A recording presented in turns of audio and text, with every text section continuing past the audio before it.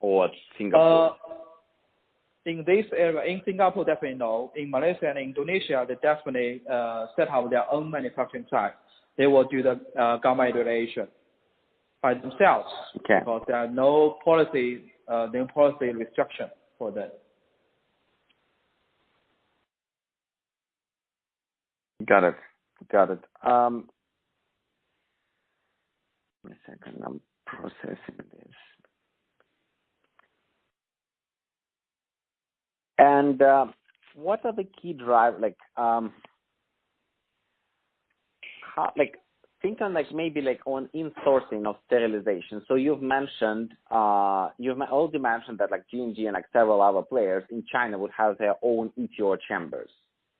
But what is the trend there? Is it what is the trend in Southeast Asia? Would manufacturers have their own in-sourced capabilities in sterilization, or they would also prefer to outsource it?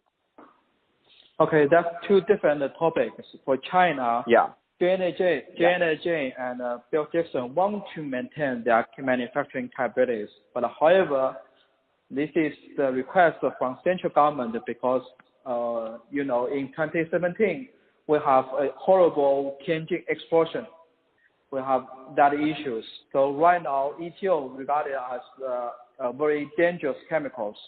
So the central government wants to reduce these chemicals, the impact as much as possible. So they want all the manufacturing, no matter local staff or global manufacturing, to transfer this in-house to outsource to third parties, because these third parties just limited the quantity. For example, just the central government just authorities Syngenius and Syngenius Health and the other 2 or 3 local players to do that. So central government just control these 5 manufacturing sites can make it safe and healthy. So this is a request from central government to make better control of this dangerous chemical. And for Asia area, they have no such request. So as far as I know from JBL and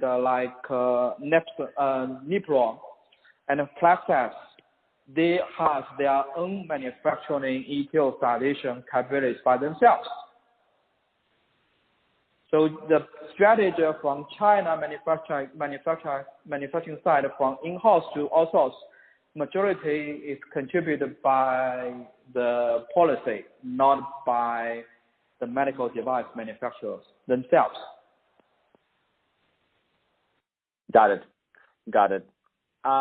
And then moving to the next question. So basically, when Steris and Sterigenics have to compete with local players, for example, in either ETO space in China or in ETO and gamma space in local players, what are the pros and cons?